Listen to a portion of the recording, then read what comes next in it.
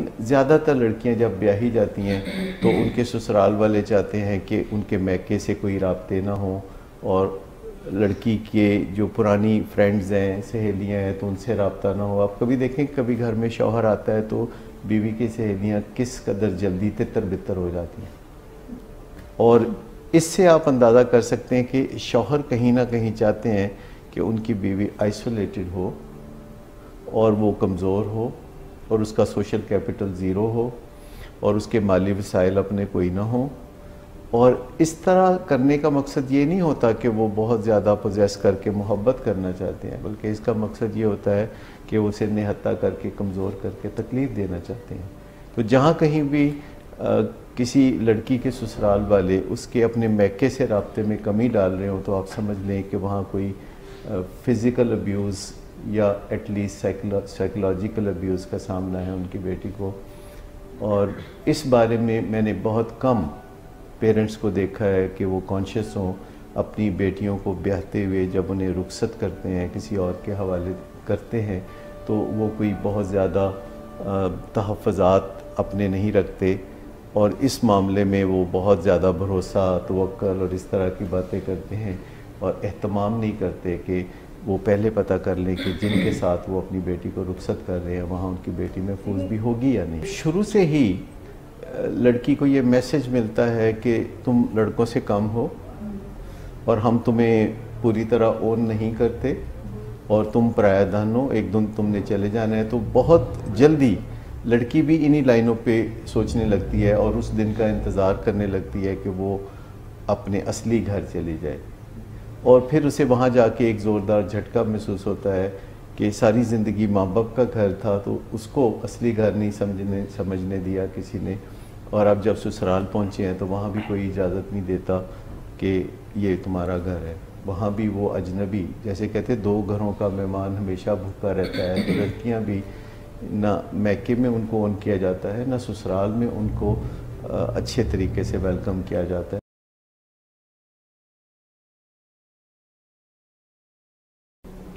अस्सलाम वालेकुम नाजरीन, आप खुशामदीद कहते हैं विलिंग वेज के फ़ोरम से। फ्राइडे को हम आपके लिए प्रोग्राम लेके आते हैं, यू आस्क्ड फॉर इट। मेरे साथ हमेशा की तरह मौजूद हैं doctor Sadaqat Ali, welcome sir to the show. और इधर Nadeem Noor Sahab, senior counsellor, miss Shumaila Batool, हमारी असिस्टेंट डायरेक्टर विलिंग वेज की और क्लिनिकल साइकोलॉजिस्ट। इधर हमारे साथ तशरीफ़ रखते हैं जाफ़र अली साहब, क्लिनिकल साइकोलॉजिस्ट हैं, और मिस आमना नवाज़, क्लिनिकल साइकोलॉजिस्ट। आप तमाम लोगों को मैं खुशामदीद कहता हूँ। डॉक्टर साहब, आज का प्रोग्राम जो है वो उसका पस मंज़र जो है वो एक ऐसा सानिया है जिसने हम सबको हिला के रख दिया। कसूर में एक वाक़या हुआ एक छोटी सी बच्ची के साथ, और सभी लोग उससे वाकिफ़ हैं मीडिया पे। मैं आपसे जानना चाहता हूँ कि बतौर साइकोलॉजिस्ट आप इसको किस तरह से देखते हैं?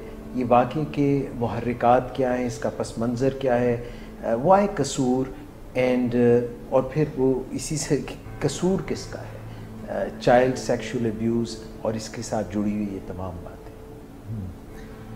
देखिए, पहले बात तो ये है कि ये हर जगह होता है, which is not a good news. दुनिया में तमाम ममालिक को इस मसले का सामना है, पर जो सिविलाइज्ड ममालिक हैं उन्होंने इस मसले पे बहुत हद तक काबू पा लिया है। जैसे कि दुनिया में न्यूजीलैंड में ये वाक़यात सबसे कम होते हैं परसेंटेज के एतबार से। वहाँ बच्चों की सेफ्टी बहुत ऊंचे दर्जे पे समझी जाती है। यूके में इस पे काम सबसे ज़्यादा हो रहा है, यानी वो बहुत सेंसिटिव है इस मामले में कि बच्चों को कोई गुज़िन ना पहुँचे, बच्चों को कोई तकलीफ़ ना पहुँचे। हत्ता कि यूके में अगर कोई बच्चा फ़ोन कर दे पुलिस को कि मेरे माँ बाप लड़ रहे हैं जी, तो वो आके तो बच्चे को ले जाते हैं, यानी माँ बाप से अलग कर देते हैं, और फिर काफ़ी अरसे के बाद बच्चों को वापस अपना बच्चा मिल सकता है अगर वो साबित करें कि वो बच्चे की नशोनुमा में मुस्बत रोल प्ले कर सकते हैं। सो ऐसे वाक़यात जो हैं यूके में भी अब कम से कम होना शुरू हो गए हैं, और बच्चों को टॉप प्रायोरिटी दी जाती है, फिर ख़वातीन और फिर मर्दों के बारे में तरद्दुद किया जाता है, सोचा जाता है। जो सिविलाइज्ड जगह हैं वहाँ ये चीज़ें कम होती हैं। जो सिविलाइज्ड जगह नहीं होती, जैसे देहाती इलाके जो कि रोशनी से दूर हैं, तो वहाँ ये मामला बहुत ज़्यादा होते हैं और पहले रिपोर्ट नहीं हुआ करते थे, लेकिन अब रिपोर्ट होना शुरू हो गए हैं क्योंकि ये केबल चैनल्स आ गए हैं और बहुत सा ऐसा बंदोबस्त हो गया है कि किसी दूर दराज इलाके में भी कोई ऐसा वाक़या हो जी, तो हर चैनल का नुमाइंदा वहाँ होता है अपने कैमरे के साथ और वो इसको रिपोर्ट करता है जी। समहाउ कसूर ज़्यादातर फोकस रहा है इस मसले का पिछले 3-4 साल से, और उसकी वजह सिंपली मेरे ख्याल में ये हो सकती है कि वहाँ कोई कॉन्शियस रिपोर्टिंग करने वाले लोग मौजूद हैं जो इस मसले को हाईलाइट करते हैं और नेशनल लेवल पे वक्तन फ़ौक्तन जो है न्यूज़ हलचल मचा देती हैं। और ये वाक़या भी जो बहुत अंदोनाक और तकलीफ़ दे वाक़या है, पिछले 4 दिन से तकरीबन आप समझें कि टेलीविज़न चैनल इस पे भरपूर बातचीत भी कर रहे हैं। सर मेरा एक सवाल हम चैनल्स पर भी देख रहे हैं, मतलब बैक टू बैक इसी टॉपिक पर बातचीत हो रही है एंड ज़्यादातर रिस्पॉन्सिबिलिटी जो है वो गवर्नमेंट पे डाली जा रही है, हुकूमत पर डाली जा रही है कि ये उसका लैग है, ये लैग है। आप क्या समझते हैं what is the reason behind it? या रीज़न्स हैं बहुत सारी, या सिर्फ ये लॉ एंड ऑर्डर का ही फॉल्ट है इस तरह के वाक़यात का होना? देखिए हकीकत यह है कि जिन बच्चों के साथ ये हादसा होता है तो उसमें अजनबी ज़्यादा से ज़्यादा 10% होते हैं। 90% वाक़यात में ऐसे लोग मुलव्वस होते हैं जो कि बच्चे के लिए ना सिर्फ जाने पहचाने बल्कि रिश्तेदार और बच्चों के साथ उनका ताल्लुक़ काफ़ी मोहब्बत भरा होता है और बच्चे के ज़हन में उनका इमेज जो है वो मुस्बत होता है और वो बच्चों को अटेंशन ज़्यादा देते हैं, जबकि अमूमन वालिदैन उतनी अटेंशन बच्चों को नहीं देते। बच्चे अगर अटेंशन मांगते हैं तो वो उनके हाथ में टैबलेट या स्मार्टफोन दे देते हैं कि जाओ जाके खेलो। तो फिर कोई ऐसा बंदा जो बच्चों को बहुत अटेंशन देता है, और ख़ुसूसन लड़कियों के मामले में ये तय है कि जब किसी के यहाँ बेटी पैदा होती है तो आज भी हमारे माशरों में ये कोई गुड न्यूज़ नहीं समझी जाती, जो कि बहुत बड़ा अलमिया है कि बेटियों को उस तरह एक्सेप्ट ना करना और उनकी सेल्फ़ इस्टीम पर काम ना करना, क्योंकि अगर हम बच्चों की बेटियों की सेल्फ़ इस्टीम पे काम नहीं करेंगे तो यकीन गालिब है कि उनकी सेल्फ़ इस्टीम बड़ी नीचे हो जाएगी और फिर कोई भी उनको अगर बहला फुसला के या अहमियत दे के अपने करीब करना चाहेगा तो वो कर लेगा।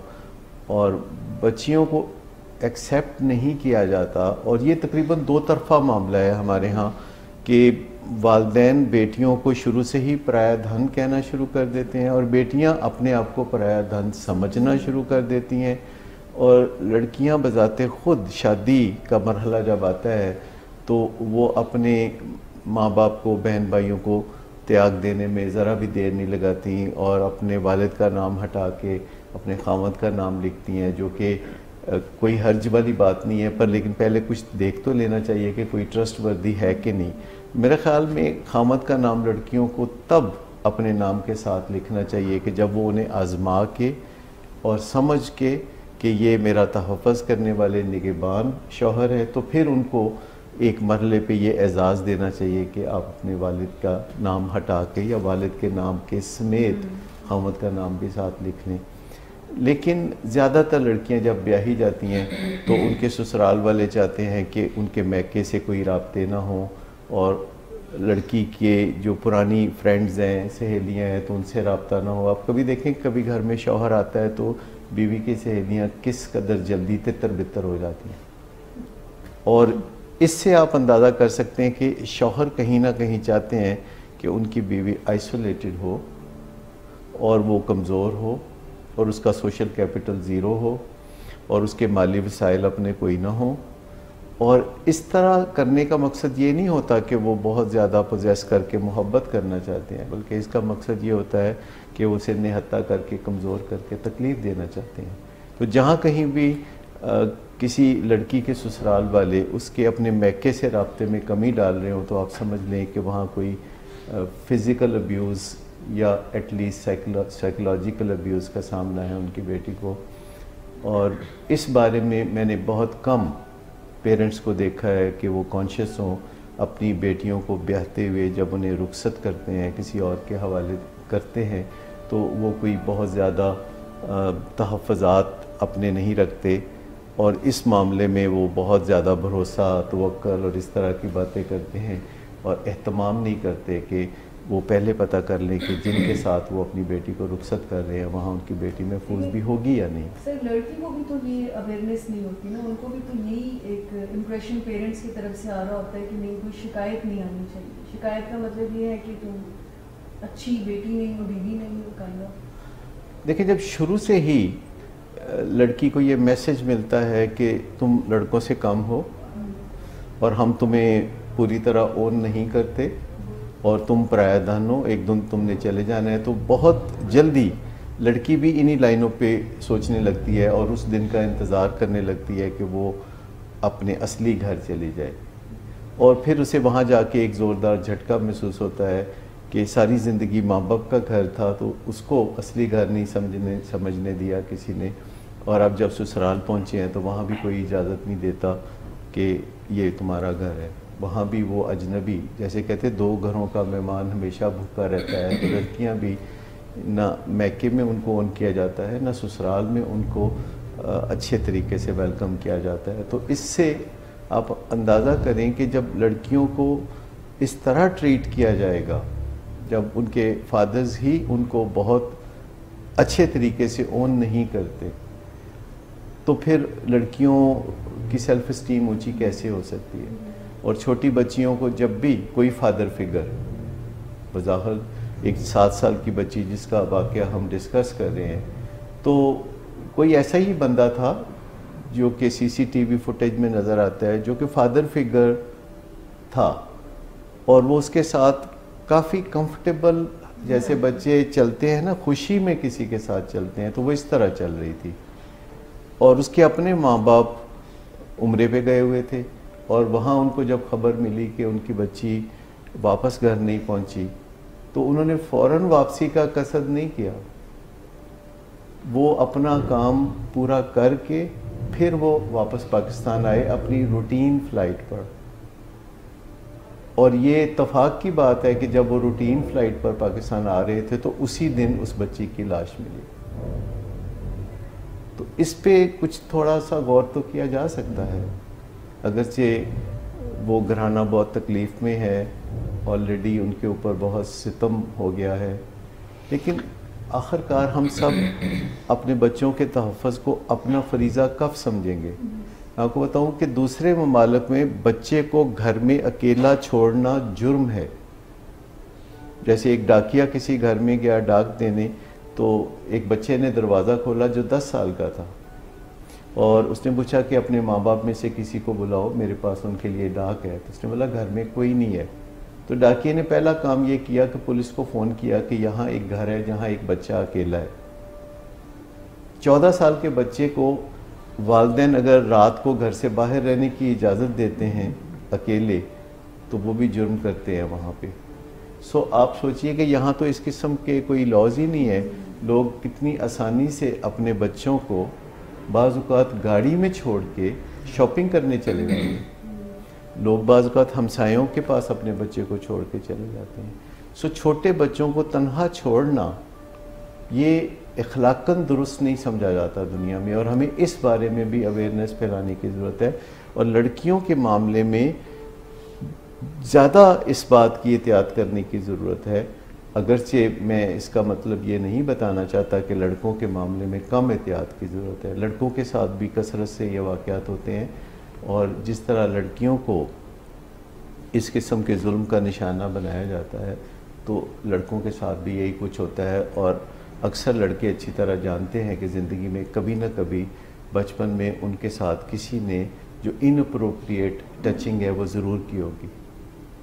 अच्छा, ये जो हम बाज़ औक़ात गुड टच और बैड टच की बात करते हैं, तो एक्चुअली ये गुड टच और बैड टच जो है ये बच्चे नहीं समझ पाएंगे। बाज़ औक़ात उन्हें बैड टच भी गुड लग रहा होता है। अगर कोई प्यार से गाल थपथपा रहा है तो बच्चे को तो कोई बुरा नहीं लगेगा, लेकिन जो सीक्रेट टच होता है, बच्चों को ये बताना चाहिए कि कोई ऐसा टचिंग का सिलसिला जो तन्हाई में होता है और किसी के सामने नहीं होता, तो उसके बारे में रिपोर्टिंग करने की ज़रूरत है। तो इस बारे में हम जब आगे बातचीत करते हैं तो मैं और कुछ बातें ऐसी बताना चाहूँगा जो वालिदैन अपने बच्चों के साथ खुल के बातचीत कर सकें, क्योंकि वालिदैन समझते हैं कि बच्चों के साथ इस तरह की बातचीत करने से बहुत कोई एम्बैरसमेंट होगी या कोई मुश्किलात होंगी, लेकिन जब आप सीख लेते हैं कि ये काम कैसे करते हैं, किन अल्फाज में करते हैं, क्या फ़िक्रे उसमें आप बच्चे के साथ बोल सकते हैं जो कि आपको भी दिक्कत ना हो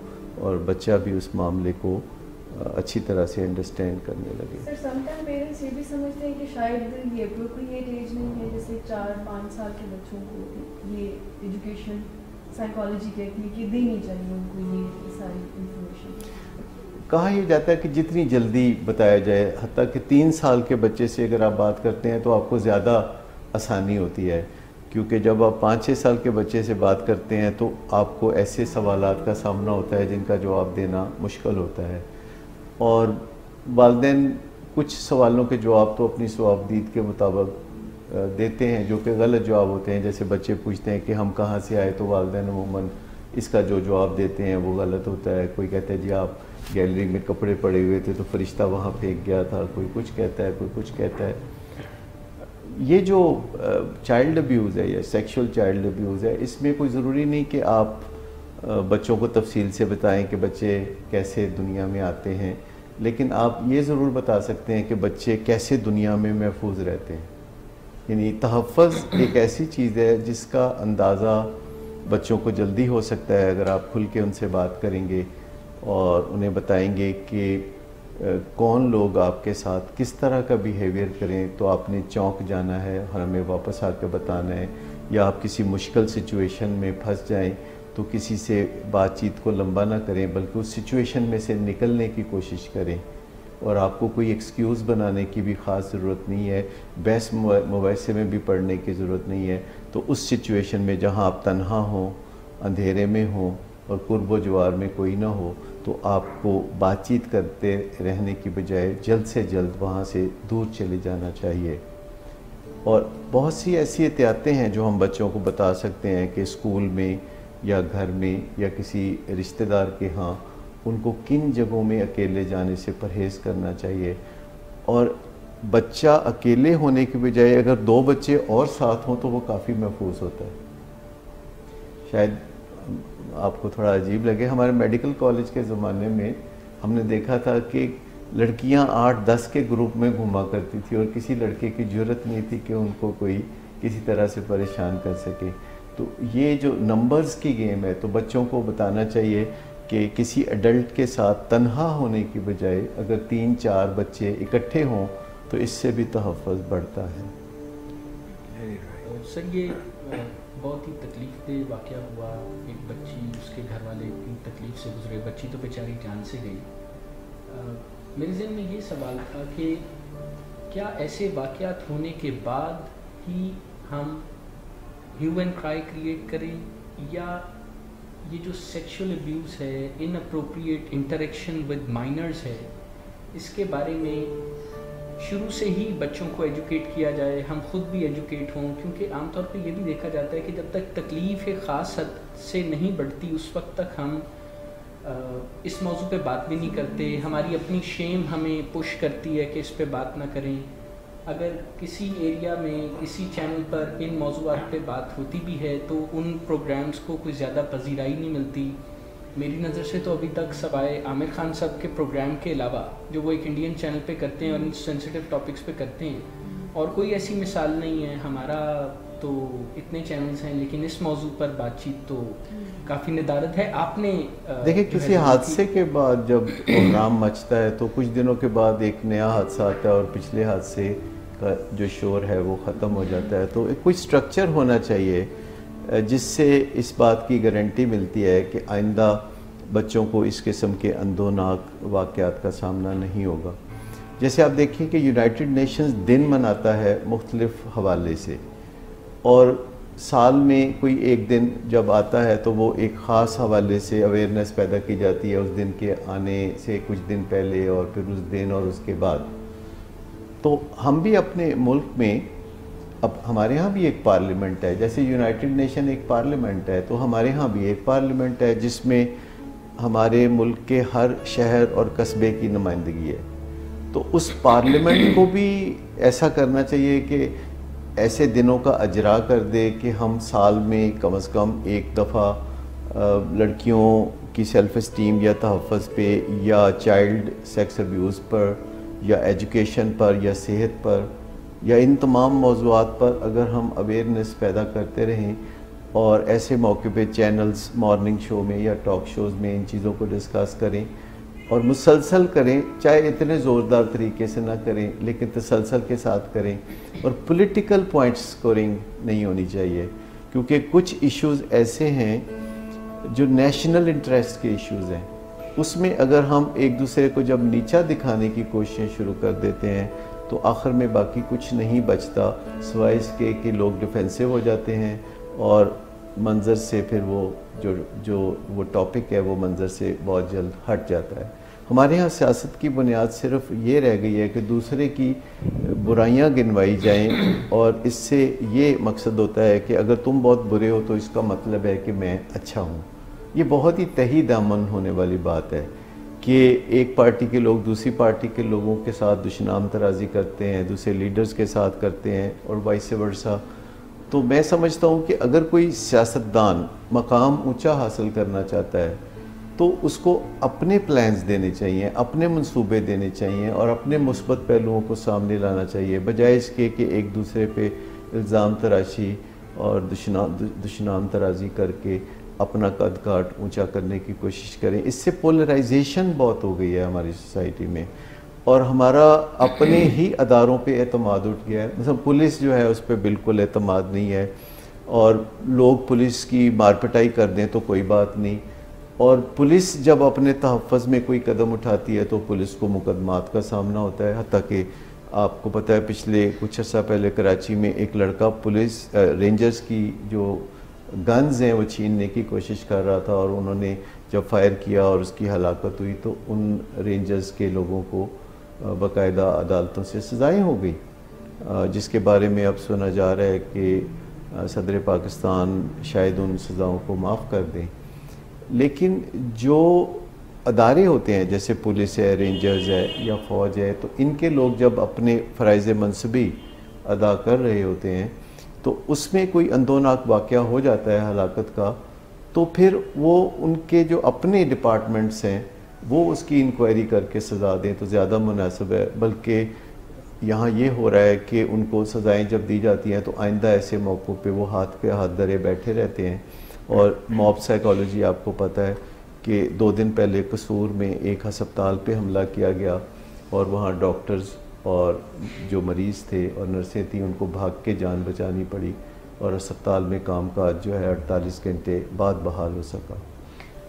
मैं ये कहना चाह रहा हूँ कि हम पहले से अगर ब्रेनस्टॉर्मिंग कर लें, वही जो व्हाट कैन गो रॉन्ग, क्या गड़बड़ होने का इम्कान है। मैं लोगों को मनफी सोचने के लिए नहीं कह रहा, हम जब मनफी सोचते हैं तो उसका कोई फ़ायदा नहीं होता। मनफी सोचें क्या होती हैं जिनकी कोई बुनियाद नहीं होती। जैसे आप एयरपोर्ट पर बैठे हैं और आज आपने फ़्लाई करना है और जहाज़ में अभी आप दाखिल भी नहीं हुए तो आपके जहन में ये नफीस ख्यालात आ रहे हैं कि आज चूँकि आपने सफ़र करना है तो जहाज़ ज़रूर गिरेगा। सो बग़ैर सॉलिड वजह के, क्योंकि एयर ट्रैवल एक सेफ़ ट्रैवल है, तो बग़ैर किसी वजह के एयरपोर्ट पे 90% से ज़्यादा लोग ऐसे होते हैं जो मुँह ही मुँह में कुछ दुआएं पढ़ रहे होते हैं कि वो खैर खैरियत से पहुँच जाएं, क्योंकि उनको बहुत अदम तहफ़्फ़ुज़ का सामना होता है। अच्छा, इसके मुकाबले में जहाँ कुछ सोच विचार करने की ज़रूरत होती है तो वहाँ वो लापरवाही का मुज़ाहरा करते हैं। जैसे बच्चों के बारे में आम तौर पर वालिदैन इस किस्म की सोच को मुनासिब नहीं समझते और वो किसी पर भी भरोसा करने के लिए तैयार हो जाते हैं, जबकि माहिरीन कहते हैं कि आपको बच्चों के बारे में ख़ास तौर पर 3 साल से जब उनकी उम्र ज़्यादा होनी शुरू हो जाए तो बहुत गहरी नज़र से इर्द गिर्द के लोगों को देखना चाहिए और बच्चों को समझाना चाहिए कि उनके जिस्म के कुछ हिस्से होते हैं जो प्राइवेट होते हैं और हर वक्त उनको इसीलिए कवर करके रखा जाता है, और अगर कोई उनको अनकवर करना चाहे तो बच्चों को फ़ौरन समझ जाना चाहिए कि ये मामला गड़बड़ है और वहाँ से फौरी तौर पर किसी महफूज जगह या महफूज शख्स के पास पहुंच जाना चाहिए और जाके तो रिपोर्ट करना चाहिए।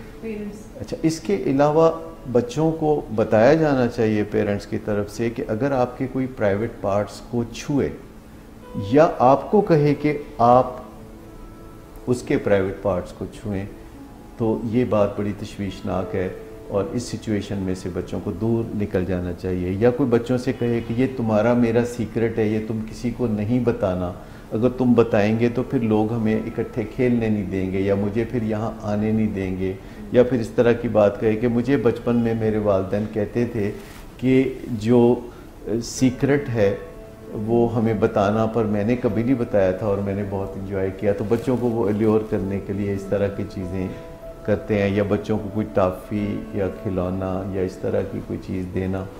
तो ये ज़रूर देख लेना चाहिए कि आपका बच्चा आपकी कीमती मता है, और अगर उसके साथ कोई ऐसा हादसा हुआ तो ये हादसा वक्ती नहीं होगा, ये उसकी ज़िंदगी में दूर रस असरात रखेगा। उसकी जो सेल्फ़ इस्टीम है वो हमेशा गिरी रहेगी, और एज ए रिएक्शन वो भी आगे चल के किसी के साथ यही नामुनासिब सलूक कर सकता है। तो ऐसी चीज़ें भी होती हैं। और ऐसे लोग जो अंडर द इन्फ्लुएंस होते हैं उनसे बच्चों का तहफ़्फ़ुज़ और भी ज़रूरी है, क्योंकि जो लोग अंडर द इन्फ्लुएंस होते हैं वो रिस्क टेकर्स भी होते हैं, वो हेजिटेट नहीं करते। शराब के नशे में या चरस के नशे में या कोई ट्रैंक्विलाइज़र अगर कोई लेता है, तो ऐसे लोग जिन्हें अपने मूड और मिजाज को संभालने के लिए ये क्विक फिक्स या नाजायज़ तरीके इस्तेमाल करते हुए आप देखें, तो फिर आपका फ़र्ज़ है कि आप अपने बच्चों को उनसे दूर रखें। और घरेलू मुलाजमीन ख़ास तौर पर रखते हुए इस चीज़ को ज़रूर मद्देनज़र रखें कि वो कोई ड्रग, नस्वार, सिगरेट, ये सब ड्रग्स होती हैं, और शराब या इस तरह का किसी कबाहत में वो मुब्तला तो नहीं, और उनका पिछला किरदार ज़रूर पता करें। और ये मुलाजम की ज़िम्मेदारी है कि वो अपने लिए करैक्टर सर्टिफिकेट लाए, अपने इलाके की पुलिस से क्लियरेंस भी लाए।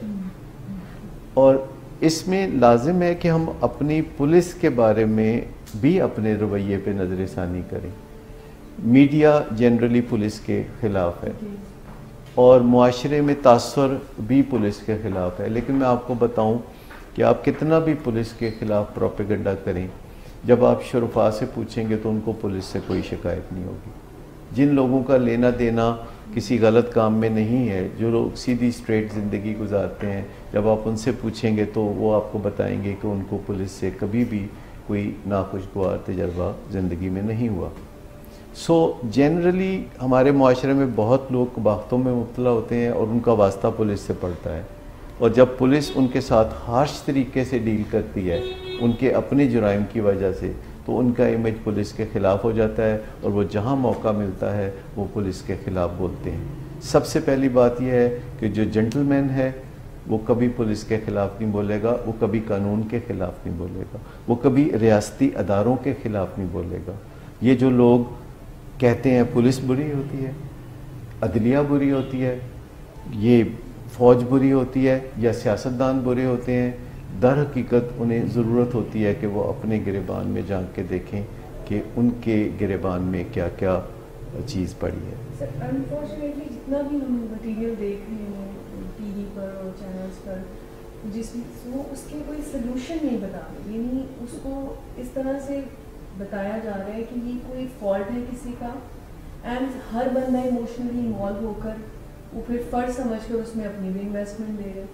सो इसमें सलूशन ओरिएंटेड बात अभी तक, मतलब जितना मैंने नोट किया, नहीं बताई कि वो इसको प्रिवेंट कैसे करें ऐसी प्रॉब्लम्स को। देखिए, जिन लोगों पर जिम्मेदारियां आयद होती हैं, अभी ये पिछले चंद दिन से ये मामला उभरा हुआ है कौमी सतह पर, तो कोई 10 चैनल होंगे जिस पे मुझे बुलाया गया और मैंने बताया कि ये सॉल्यूशंस हैं, और मुझे वहाँ ये सुन के हैरत हुई कि उन्होंने जब और लोगों को बुलाया मेरे शोबे के, तो उन्होंने आने से इनकार कर दिया कि ये टॉपिक बहुत सेंसिटिव है, इस पे हम बात नहीं करेंगे। इसके अलावा हमारे उलमा इस बारे में हैरत अंगेज़ तौर पर बहुत ही खामोश हैं।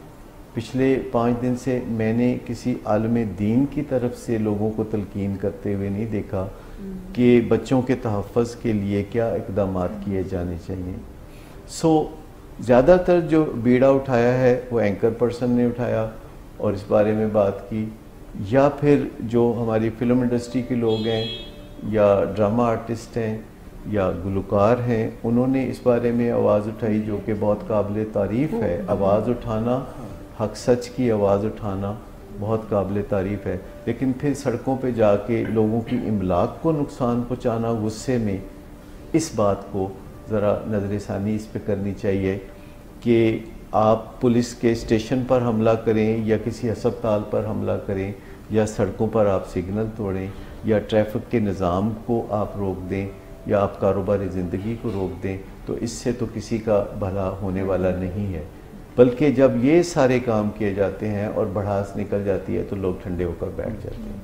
अगर हम अपने जज्बात पर काबू रखें और पैनिक में ना आएँ और ठंडे दिल से बात करें, क्योंकि ज़िंदगी में मसाइल होते हैं, ज़िंदगी में चैलेंजेस हैं और हम कभी भी इन चैलेंजेस को यकसर ख़त्म नहीं कर सकते, क्योंकि इस दुनिया के सॉफ्टवेयर में है कि मसाइल उभर कर सामने आते रहेंगे और आप अपनी बेहतरीन कोशिश करते रहेंगे और अपने लिए और अपने इर्द गिर्द के लोगों के लिए इम्कानात को बेहतर बनाते रहेंगे जी। लेकिन you don't have to make it all better, क्योंकि इंसान अगर तुल जाए किसी चीज़ को ज़ोर से या ज़बरदस्ती से ठीक करने पर जल्दबाजी में, तो वो उल्टा नुकसान कर बैठते हैं। तहम्मुल के साथ आहिस्ता आहिस्ता जब आप आगे बढ़ते हैं, अगर हम अपने स्कूल में निसाब में ये चीज़ें रखें, तो टीचर इस पोजीशन में बहुत होते हैं कि वो बच्चों को इंतहाई सादा अंदाज में गाइडलाइंस दे सकते हैं और फिर मस्जिद से जब बच्चे पढ़ने जाते हैं तो वहाँ भी उनको गाइडलाइंस दी जा सकती हैं।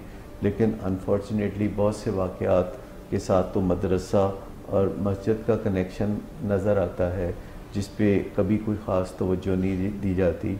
गरीब वालिदैन अपने बच्चों का जब बोझ नहीं उठा सकते तो वो उन्हें मदरसों में डाल देते हैं और उनका मतमय नज़र ये होता है कि बच्चे जो है वो पल जाएंगे और मजहबी तालीम के ज़ेवर से आरास्ता हो जाएंगे और नेक हो जाएंगे और हमें अखराजात भी बर्दाश्त नहीं करने पड़ेंगे और ये रोज़गार पे भी लग जाएंगे। तो इस तरह एक अच्छी नीयत से वो अपने बच्चों को जब मदरसों में भेजते हैं तो उन बच्चों के नाम पे फिर चंदे लिए जाते हैं और उन बच्चों के साथ दूसरे बच्चे जो उम्र में बड़े होते हैं वो भी बदसलूकी करते हैं और इन चीज़ों पे किसी के कान पर जूं नहीं रेंगती।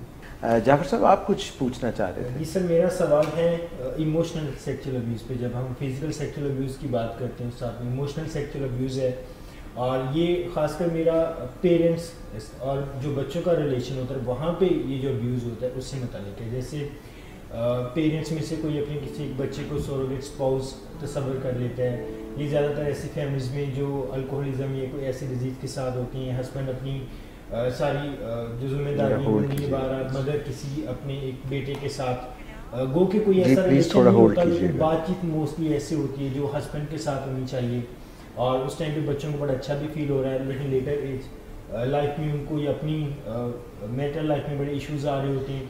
सेम ये बेटियों के साथ और फादर के साथ भी हो रहा होता है। तो इसे आइडेंटिफाई कैसे किया जाए, और जब आइडेंटिफाई कर लेते हैं तो हमारे क्लाइंट्स भी मोस्टली रिपोर्ट करते रहते हैं कि हमें बड़ी डिफ़िकल्टी होती है जब मेरी मदर ऐसे मुझसे बात करती है कि जो बात मुझे लगता है कि उन्हें मेरे फादर से करनी चाहिए, या बेटी कह रही होती है कि जो बात मेरे फादर को मेरी मदर से करनी चाहिए वो ऐसी बातें मेरे साथ कर रही होती हैं। ऐसी सिचुएशन में पेरेंट्स किस तरह से इसको अंडरस्टैंड करें और आइडेंटिफाई करें, और बच्चे किस तरह से ये बातचीत अपने पेरेंट्स के साथ करें कि वो इस इमोशनल सेक्सुअल अब्यूज़ से अपने आप। जी डॉक्टर साहब। अच्छा, ये जिसे हम इमोशनल अब्यूज़ कह रहे हैं, ये बहुत गहरा मामला है कि अक्सर माँ बाप के झगड़े में बच्चों को इन्वॉल्व कर लिया जाता है और उनकी फेवर्स हासिल करने की कोशिश की जाती है। खुसूसन माएँ ज़्यादा ऐसी करती हैं कि अपने खामद के नामुनासिब रवैयों से तंग आके तो वो बच्चों की सपोर्ट लेना शुरू कर देती हैं। तो इसका कोई फ़ायदा नहीं होता। बच्चे बज़ाते खुद कमज़ोर होते हैं तो वो एक माँ की मदद कैसे कर सकते हैं, या फॉर दैट मैटर अगर बाप बच्चों की मदद ले रहा है माँ के ख़िलाफ़, तो बच्चे कोई ऐसी मदद कर नहीं सकते। ये तो ऐसा ही है कि जैसे पाकिस्तान को इंडिया से मुश्किलात का सामना हो और हम बर्मा, नेपाल और श्रीलंका जैसे मुल्कों से मदद तलब करना जी। तो जब हमें किसी तगड़े और ज़ोरावर से मुश्किलात का सामना होता है तो फिर हम उससे कोई तगड़ा तलाश करते हैं जो कि असर व रसूख रखता हो उस शख्स पर जो हमें तंग कर रहा है। सो मियाँ बीवी को कभी भी अपने झगड़ों में बच्चों को मुलव्वस नहीं करना चाहिए, बच्चों को अपनी ज़िंदगी गुजारने का मौका देना चाहिए और ख़ुद अपने जो तनाज़ात हैं मियाँ बीवी के उनको खुश उसलूबी से हल करना चाहिए और उसमें किसी न किसी बैरूनी मदद को ज़रूर कंसिडर करना चाहिए। जब बच्चों की तमाम मुश्किलात को अगर आप ट्रेस करना चाहते हैं तो आपको पता चलेगा कि जो माँ बाप की तरफ से उन्हें मारपीट का और हाई हैंडेडनेस का सामना होता है, क्योंकि बच्चे बहुत छोटे छोटे होते हैं और माँ बाप का कद काठ काफ़ी अच्छा होता है और अपने उस कद काठ की बुनियाद पर वो बच्चों को बहुत सुप्रेस करते हैं, तो इससे आगे चल के बच्चों का हक सच की बात करना या रद्द-ए-अमल देना नामुमकिन हो जाता है। वो अपने से बड़ी उम्र के लोगों की ज़्यादतियों को खामोशी से बर्दाश्त करते हैं और राजदारी बनाए रखते हैं। क्योंकि आप देखें तो एक बच्चा जो कि 1.5 फुट का होता है और उसका वालिद 6 फुट का होता है, तो ये ऐसे ही है जैसे हमारे साथ अभी यहाँ 27 फुट लंबा चौड़ा दहीम शहीम जो है इंसान हो जिन्नाती किस्म का, और वो हमें मामूली भी डांट दे तो हम पे असर बहुत ज़्यादा होगा उसके कद काट की वजह से। सो बच्चों के साथ बातचीत करते हुए और मामलात को तय करते हुए नरमी और मुलायमत का लहजा रखना बहुत ज़रूरी है, क्योंकि अगर हम बच्चों के साथ हार्श होंगे और शाउट करेंगे और उनके साथ मार पिटाई करेंगे, और बाज़ औक़ात तो माँ बाप बच्चों को बड़ी संगीन धमकियाँ दे रहे होते हैं, माएँ उनको नेस्त व नाबूद करने की धमकियाँ दे रही होती हैं, तो ऐसे बच्चों का सामना जब फिर दूसरे बालिग लोगों से होता है तो उनके लिए ना कहना बहुत मुश्किल हो जाता है। यानी हमें अपने बच्चों को 2 बातें तो ज़रूर सिखा देनी चाहिए कि किन मौक़ों पे ना कहना है और किन मौक़ों पे हाँ कहना है। और बदकिस्मती से हम बच्चों को दोनों ही नहीं सिखाते, लिहाजा बच्चे जिन बातों पे हमारे साथ हाँ कहना होता है तो वो हाँ नहीं कहते, जिन बातों पे ना कहना होता है तो वो ना नहीं कहते। That is A double Jeopardy. Doctor साहब एक कॉल है जी। अस्सलाम वालेकुम, माज़रत चाहता हूँ आपको वेट करना पड़ा, अपना तारुफ कराइए, बात कीजिए। वालेकुम अस्सलाम, इट्स ओके। डॉक्टर जान साहब, मैं हफ्सा बात कर रही हूँ और मैं एक स्कूल टीचर हूँ। जी हफ्सा साहिबा, आप कराची से बात कर रही हैं? जी मैं कराची से बात कर रही हूँ और मेरा सवाल जो है वो डॉक्टर सदाकत साहब से है। पूछिए please.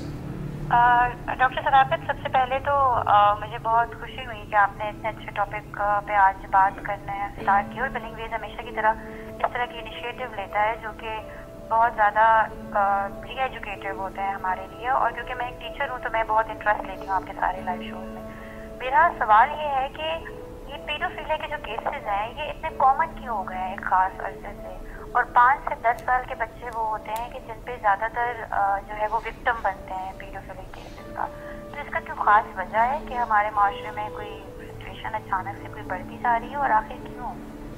Thank you so much miss Hafsa, आपके कॉल करने का शुक्रिया। आप हमारे साथ रहिए, आपका जवाब देंगे डॉक्टर सदाकत। Thank you. अच्छा, पहली बात तो मैं इनका शुक्रिया अदा करूंगा, उन्होंने जो पसंदीदगी का इजहार किया है हमारे लाइव स्ट्रीमिंग पर और मुख्तलिफ टॉपिक्स पे हम बात करते हैं तो उसकी तारीफ़ की है, तो मैं इनका शुक्रगुज़ार हूँ। दूसरी बात मैं ये बताऊँगा कि ये वाक़यात ज़्यादा हरगिज़ नहीं हुए, ये हमेशा से बहुत ज़्यादा थे लेकिन मंजर से नीचे थे। लेकिन चूँकि अब ऐसे चैनल्स बहुत आ गए हैं, सोशल मीडिया है, जिससे कि बात घंटों और दिनों में हर एक तक पहुंच जाती है। तो आज से 50 साल पहले जब तकरीबन सिर्फ पीटीवी होता था तो रात को 9 बजे खबरें आती थी जिसमें बताया जाता था कि किस तरह मुल्क में खैर आफियत है और अमन व अमान है और दूध की नहरें बह रही हैं और जन्नत नज़ीर है हमारा मुल्क। तो आहिस्ता आहिस्ता जब ये चैनल्स आने शुरू हुए और जर्नलिज़म इन्वेस्टिगेटिव जर्नलिज़म में बदल गई तो फिर सच्ची खरी और कड़वी बातें भी मंजर आम पे आ रही हैं जी। तो देहातों में अब भी शहरों की निस्बत ये मामला ज़्यादा हैं क्योंकि वहाँ दोस्त धांधली का रवाज ज़्यादा है, वहाँ लोग आवाज़ नहीं उठा सकते। शहरों में लोग आवाज़ उठाते हैं और उनकी आवाज़ में दूसरे लोग भी अपनी आवाज़ मिलाते हैं। तो मैं समझता हूँ कि हमें गिरदोपेश पे गौर रखना चाहिए कि अगर हमारे साथ की हमसायगी में कोई अपने बच्चों के साथ मार पिटाई करता है तो ये खालिस उनका ज़ाती मामला हरगिज़ नहीं है, ये एक इज्तमाई माशरती मामला है। तो हमें जाके तो आवाज़ उठानी चाहिए। आवाज़ उठाने का मतलब ये नहीं कि आप लड़ाई झगड़ा शुरू कर दें, लेकिन आप अपने राय का इजहार ज़रूर करें कि आपको ये चीज़ जज्बाती तौर पर परेशान करती है और आप रिक्वेस्ट करें कि आइंदा ऐसे रवैयों से लोग इज्तनाब करें। चूँकि लोगों को अप्रूवल की भी ज़रूरत होती है तो इन बातों का भी असर होता है अगर आप अच्छे तरीके से ये बातें दूसरों के साथ करते हैं। सो ये जो आवाज़ उठाना है ये हम सबका फरीज़ा है और इसी से बेहतर नताइज आते हैं। अगरचे लगता यूँ है कि पहले से ये ज़्यादा हो रहे हैं मामला, लेकिन दर हकीकत ये मामला पहले से कम हो रहे हैं, लेकिन अभी भी बहुत बड़ी तादाद में है। अमेरिका जैसे मॉडर्न मुआशरे में जो बहुत सिक्योरिटी इश्यूज़ पे तवज्जो देने वाला मुआशरा है, वहाँ 3 में से 1 लड़की को अपनी इब्तदाई उम्र में इस किस्म के मुश्किल मामलात का सामना होता है, यानी जिसे कहते हैं कि फ़िज़िकल इनअप्रोप्रिएट टचिंग का सामना होता है, और 5 में से 1 लड़के को। और वहाँ फ़र्क ये है कि जब कोई ऐसा वाक़या होता है तो उसको अपने मंतकी अंजाम तक पहुँचाया जाता है जी। और हमारे यहाँ कुछ शोर शराबा करके तो फिर टाइम फिश फिर लोग बैठ जाते हैं। तो हमें मुसलसल इस बारे में बात करते रहना चाहिए। डॉक्टर साहब एक और कॉल है, देखते हैं कौन है हमारे साथ। अस्सलाम वालेकुम। वालेकुम अस्सलाम जी, मैं सारा बात कर रही हूँ फैसल टाउन लाहौर से। डॉक्टर इजाज़ साहब कैसे हैं आप? खैरियत से? अल्हम्दुलिल्लाह, थैंक यू सो मच। सारा आप सवाल पूछिए प्लीज। डॉक्टर साहब को अस्सलाम वालेकुम। वालेकुम अस्सलाम जी। और सबसे पहले तो तारीफ करना चाहूँगी आपके आज के हेड की और इस टॉपिक की।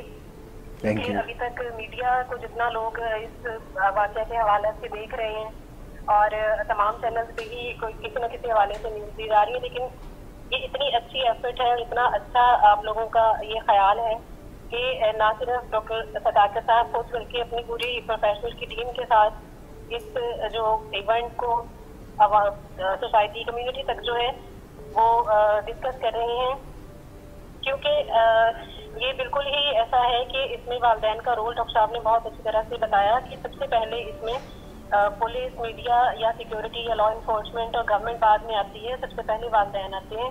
वालिदैन का जो रोल है बच्चों की गाइडेंस के हवाले से, बच्चों की सेफ्टी के हवाले से, उसमें बहुत ज़्यादा जो है काम करने की ज़रूरत है। जी सारा, सवाल मैं ये करना चाह रही हूँ, सबसे पहले तो डॉक्टर साहब के थ्रू मैं चाहूँगी कि ये मैसेज हम सब लोगों को दिया जाए विलिंग वेज के प्लेटफॉर्म से, लाइव प्रोग्राम के थ्रू, कि जो केसेस अब्यूज के इस तरह से ओफेंड नहीं होते, यानी जो कि इन प्रैक्टिस नहीं आते या नजरों के सामने या मीडिया के सामने नहीं आते, लेकिन जी वो घरों में हो रहे होते हैं। ओके। क्योंकि चाइल्ड अब्यूज की जो ज्यादातर रिसर्चेस हैं, जो कि अब थोड़ा सा हम लोग भी काबिल हुए हैं कि इन चीजों को पढ़ें, जी, तो उसमें ज्यादातर ये देखा गया है कि जानने वाले लोग ही बच्चों को अब्यूज करते हैं। ओके। जिनमें रिलेटिव हो सकते हैं, नेबर्स हो सकते हैं, या कोई भी ऐसा पर्सन जिसको बच्चा शायद जानता है किसी न किसी हवाले से। फाइन।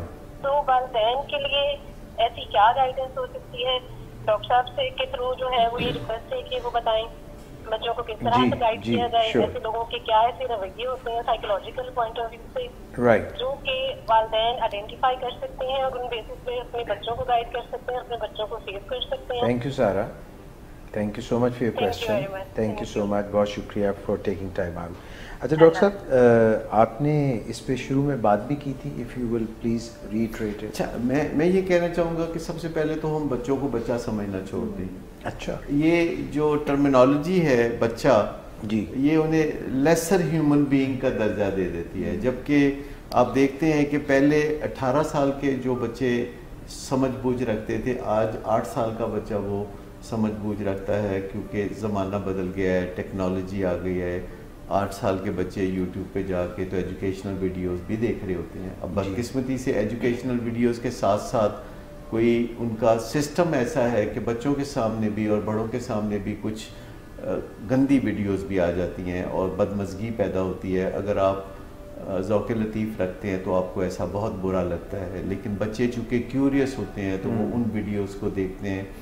तो कोई सिस्टम होना चाहिए हमारा अपना, कि हमारा जो डिपार्टमेंट है इससे मुतल्लिका जिसे पैमरा कह सकते हैं, तो वो ऐसा बंदोबस्त करें कि कोई झाड़ू रखें, जो ऐसी चीज़ें आए तो वो झाड़ू फेरते रहें। प्लस हुकूमती सतह पर यूट्यूब की इंतज़ामिया या फेसबुक की इंतज़ामिया की ज़िम्मेदारी लगाई जाए, चूँकि फोरम आपका है, चूँकि वेबसाइट आपकी है, जैसे किसी चैनल पे जो कंटेंट नशर होता है उसकी ज़िम्मेदारी उस चैनल के इंतज़ामिया पर आती है। इसी तरह अगर यूट्यूब पर आप देखें तो ऐसी करोड़ों वीडियोस मौजूद हैं जो बदअखलाकी पे मबनी हैं, जो मिसगाइडेंस देती हैं, और वाज़े तौर पर उसमें कोई शुबा नहीं है कि वो मिसगाइडेंस देती हैं मुख्तलिफ अमूर पे। तो कोई सेंसर का निज़ाम यूट्यूब का अपना होना चाहिए। अगर वो इतना बड़ा निज़ाम चलाते हैं कि अरबों वीडियोस उनको अपलोड होती हुई नज़र आती हैं रोज़ाना, तो उनका कोई ना कोई निज़ाम ऐसा भी हो सकता है कि वो स्क्रूटनी करें कि कौन सी वीडियोस अप्रोप्रिएट नहीं है, जिसमें कंटेंट ठीक नहीं है। बम बनाने के तरीके आपको यूट्यूब पे मिल जाएंगे, टेररिज्म के हक़ में आपको वीडियोस यूट्यूब पे मिल जाएंगी, और ऐसा प्रोपेगेंडा आपको वहाँ मिल जाएगा जो कि मुआशरे में कबाख्तें पैदा करने के हवाले से मैं बात कर रहा हूँ कि बहुत सारा मवाद होता है। लेकिन अभी उनको थोड़ा सा इनसिक्योरिटी फील होती है चीज़ों को डिलीट करने में। ये नया नया फिनोमेना है यूट्यूब, फेसबुक, ये वो, तो वो चाहते हैं कि बल्क में उनका हुजम भारी रहे, यानी वो इस चीज़ का बड़ा प्राइड लेते हैं कि यूट्यूब पे इतनी वीडियोस रोज़ाना अपलोड होती हैं, और उनको वीडियोस डिलीट करते हुए थोड़ा सा उनका दिल दुखता है शायद। लेकिन यूनाइटेड नेशंस को इस बारे में कुछ करना चाहिए कि यूट्यूब पर या फेसबुक पर या सोशल मीडिया पर कोई ना कोई सिस्टम पीछे ऐसा होना चाहिए जो कि ख़ास मुश्किल नहीं है। कुछ कीवर्ड्स ऐसे आप तलाश कर सकते हैं जिनकी मदद से आप उन वीडियोस को फौरी के फौरी एलिमिनेट कर सकते हैं, और जितनी जल्दी ऐसा हो उतना ही अच्छा होगा। सर, एज अप्रोप्रिएट जो है मूवीज़ भी उनकी रेटिंग की जाती है, इसी तरह से जो है इनअप्रोप्रिएट मटेरियल जिसका कंटेंट सही नहीं है, और जितनी भी पोर्नोग्राफी की साइट्स हैं, फिर इसके अलावा दुनिया में ट्रेड होती है, पीडोफिलिया जो है उसकी होती है। कुछ पिछले दिनों में ऐसा भी था जिसमें बच्चों को जो है लेके जाया करते थे कुछ ममालिक में, और कुछ रेस होती थी और ऐसी चीज़ें होती थी, स्मगलिंग होती थी। देखो, बच्चों की जो ऐसी वीडियोस हैं, नामुनासिब वीडियोस जो कि सैकड़ों की तादाद में, हज़ारों की तादाद में यूट्यूब पे हैं, तो उनको आइडेंटिफाई करना तो यूट्यूब के लिए कोई मुश्किल नहीं है। और अगर जो ममालिक हैं, जो ताकतवर ममालिक हैं जैसे अमेरिका, यूनाइटेड किंगडम या इस तरह के ममालिक हैं, तो उनको अपनी ताकत एक्सरसाइज करनी चाहिए और इस बारे में कुछ करना चाहिए। पर मैं साथ ये कहना ज़रूर चाहूँगा कि वालिदैन और औलाद के दरमियान तबादला ख़यालात बहुत देर से शुरू होता है। शुरू में वालिदैन बच्चों से बात करने की बजाय दोस्त दांदली से गुजारा कर रहे होते हैं, और अभी भी दुनिया में ज़्यादातर मुआशरों में वालिदैन बच्चों की पिटाई कर लेते हैं और इर्द गिर्द के लोग उस पर कोई इतराज़ नहीं करते। मैं समझता हूँ कि ये एक संगीन मामला है। जब बच्चे वालिदैन के हाथों पिटते हैं तो फिर वो किसी के हाथों भी पिटे तो उन्हें ताज्जुब नहीं होता, फिर उन्हें वो पिटना या पीटना नॉर्मल लगने लगता है।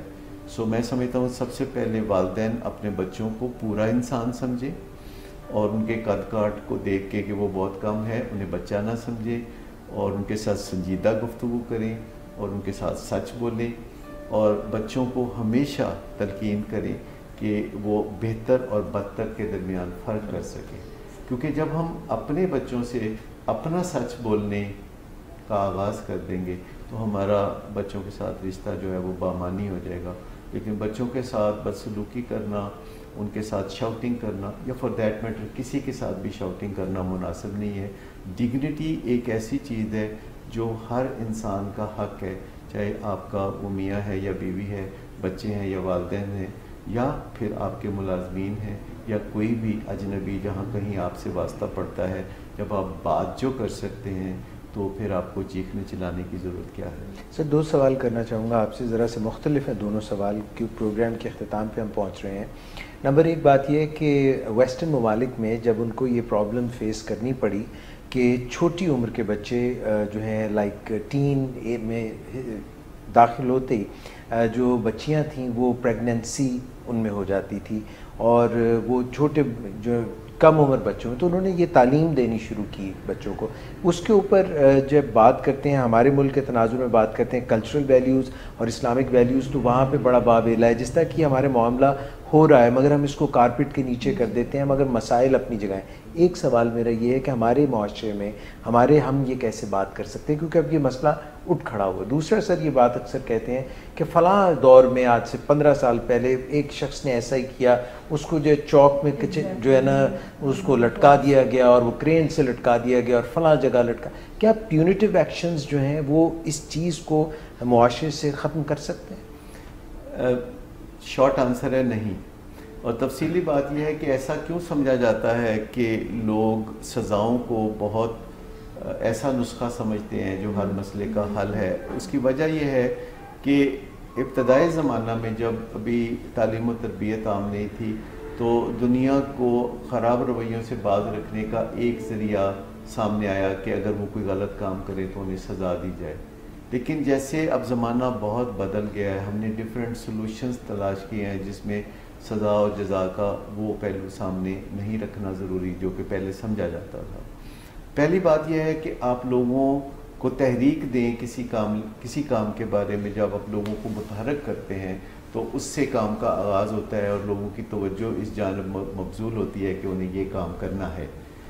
दूसरी बात यह है कि फिर लोगों को महारत हासिल हो कि ये काम करना कैसे है।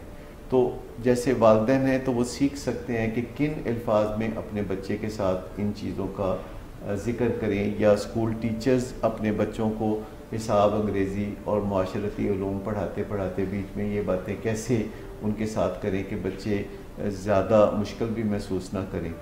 इसमें आपको खुले आम कोई जिनसी मामला पे गुफ्तगू करने की भी इतनी ज़रूरत नहीं है, क्योंकि बच्चों को अगर आप चाहते हैं कि वो कोई चीज़ जान लें तो आप उन्हें कोई एजुकेशनल मटेरियल दे सकते हैं जो माहिरीन ने लिखा होता है, और मुनासिब अल्फाज में वो अपना मफहूम बच्चों तक पहुँचाते हैं। तो आप अपने बच्चों को एजुकेशनल मटेरियल्स दे सकते हैं, और फिर आप उनसे पूछ सकते हैं कि उन्होंने उसको पढ़ा कि नहीं पढ़ा, या उससे क्या समझा और या क्या नहीं समझा। जी जब हम मुआशरों को मोटिवेटेड रखते हैं, तहरीक दे के रखते हैं कि उन्होंने इस जानिब चलना है, यानी जो हमारे गोल्स हैं वो क्लियर होते हैं कि हमने बच्चों को महफूज रख रहे हैं, तो फिर हमें वो महारत चाहिए जिससे हम बच्चों को महफूज रखें। इसमें फिर वो लोग जो हमारे बच्चों के किसी न किसी तरीके से करीब आते हैं, जैसे उनके असातिज़ा या उनके कोच या उनके रिश्तेदार या हमारे मुलाजमीन, तो उनके इंतखाब में ज़रा गौर व फिक्र कर लें और तरद्दुद कर लें कि अपने इर्द गिर्द आहिस्ता आहिस्ता ऐसे लोगों का इस्तेमाल करें जो आपकी ज़िंदगी को आसान बनाएं और मुश्किल ना बनाएं। और चौथी चीज़ ये है कि आपको रहनुमाई की ज़रूरत रहेगी, और रहनुमाई आप जितनी जदीद हासिल करेंगे उतना ही अच्छा है। ये एक मिथ है कि पुरानी बातें जो होती हैं वो दुरुस्त होती हैं। हमेशा पुरानी बातों में से कुछ बातें वक्त के साथ साथ गलत साबित होती रहती हैं, और नई बातें आती रहती हैं जो तस्दीक शुदा या सनद याफ्ता होती हैं या साइंटिफिक रिसर्च के नतीजे में आती हैं। तो साइंस पे भरोसा करना, नॉन साइंस की बजाय साइंस पे भरोसा करना आपको नॉन सेंस से बचाता है। अच्छा, जो ताज़ीराती निज़ाम है वो अपनी जगह एक अज़ली हकीकत है कि जज़ा और सज़ा का निज़ाम आखिरकार 5वें नंबर पे इसका मकाम है इस्लाह के पहलुओं में, और इसको फौरी होना ज़रूरी है। अगर आप किसी को इनाम देर से देंगे तो उसका असर कम होगा, अगर सज़ा देर से देंगे तो उसका असर कम होगा, सज़ा छुपा के देंगे तो दूसरे लोग इबरत नहीं पकड़ेंगे। तो ये पहलू भी सामने रखने की ज़रूरत है। फिर माहौल को तरतीब देना, आपके घरों का स्ट्रक्चर ऐसा होना चाहिए कि जिसमें जहाँ प्राइवेसी की ज़रूरत है वहाँ प्राइवेसी हो, जहाँ प्राइवेसी की ज़रूरत नहीं है वहाँ ना हो। इसी तरह ऑफिसेज़ यानी दफातर और स्कूल, कॉलेज, यूनिवर्सिटियाँ, ये तमाम जगहें इस तरीके से बिल्ड की जानी चाहिए कि बहुत ज़्यादा छुपन छुपैया उसमें ना हो, बहुत ज़्यादा प्राइवेसी ना हो। ऑफिसेज़ हैं जहाँ लोग बैठ के काम करते हैं, उनको थोड़ी प्राइवेसी चाहिए, लेकिन 100% प्राइवेसी देना मुनासिब नहीं होगा। दफातर में भी ऐसी खिड़कियाँ होनी चाहिए जहाँ बाहर से कुछ ना कुछ अंदर नज़र आता है और अंदर से बाहर का मंज़र नज़र आता है। तो इंसानों का जो माहौल है, जो स्ट्रक्चर है, ये भी उनके तहफ़्फ़ुज़ में इजाफ़ा करता है। जैसे अंधेरी जगहों पे जुराइम होते हैं तो जगहों को रोशन रखना, पुररौनक रखना। जैसे कि बाज़ारों में आप देखते हैं कि रौनक होती है, ज़्यादा लोग होते हैं तो ऐन बहुत ज़्यादा लोगों की मौजूदगी में जुराइम होने का इम्कान कम होता है। लेकिन फिर पार्किंग लॉट्स में ऐसी जगह होती हैं जो अंधेरे होते हैं और आप दूर किसी जगह गाड़ी पार्क करते हैं और कोई छुप के आपको तकलीफ़ पहुंचा सकता है। फिर जब ये जो लिफ्ट्स होती हैं, पहले लिफ्ट्स होती थी जो बिल्कुल प्राइवेट क्लोज्ड होती थी, अब लिफ्ट्स ऐसी बननी शुरू हो गई हैं कि बाहर से लोगों को नज़र आ रहा होता है। तो जो विजिबिलिटी है उसके अंदर जितना भी इजाफा कर देंगे वो उतना ही बेहतर होगा। फिर हमारे मुआशरों में ये जो प्रोवोकिंग लिटरेचर बहुत ज़्यादा है और ये जो यूट्यूब पे फिल्में होती हैं जो कि जज्बात को भड़काने वाली होती हैं, तो इसके बारे में भी हमें जल्द कोई कदम उठाने की ज़रूरत है कि अगर दुनियावी लेवल पर नहीं तो पाकिस्तान के लेवल पे हुकूमत पाकिस्तान ऐसे इक़दाम बहुत आसानी से कर सकती है कि यूट्यूब पर पाबंदी लगाए बगैर जी अपने ऐसे तरीक़ों से उस मवाद फ़िल्टर आउट किया जा सकता है जो कि नामुनासिब मवाद है। मेरा ख्याल आज के प्रोग्राम में इस वक्त का जो मौजू है हॉट टॉपिक है, इस पर लोग सारे जो हैं चाहते हैं कि कोई उनकी गाइडेंस हो और हमने अपनी तय कोशिश की विलिंग वेज के इस पेज से। मैं ख़ास तौर पे जो हमारे इस वक्त कॉल कर रहे थे जिनके हम कॉल्स नहीं ले सके क्योंकि वक्त जो है वो ख़त्म हो रहा है और आगे जितने भी प्रोफेशनल्स यहाँ पे मौजूद हैं उनके अपने पेशेंट्स के साथ सेशंस भी हैं। मैं आपको शुक्रिया अदा करता हूँ और माज़ूर चाहता हूँ कि आज मैं कॉल्स नहीं ले सका उतनी। अपना बहुत ख्याल रखिएगा। इंशाल्लाह नेक्स्ट वीक इसी programme you asked for it में दोबारा हाजिर होंगे। अल्लाह ताला हम तमाम लोगों के बच्चों को और हर किसी को नज़र बद से बचा के रखे। तहफ़्फ़ुज़ का एहसास जो हमें दिलाना चाहिए, जिसमें हमें काविश करनी चाहिए, इस पर ज़रूर अमल दरामद कीजिएगा। अपना ख्याल रखिएगा। अल्लाह हाफ़िज़।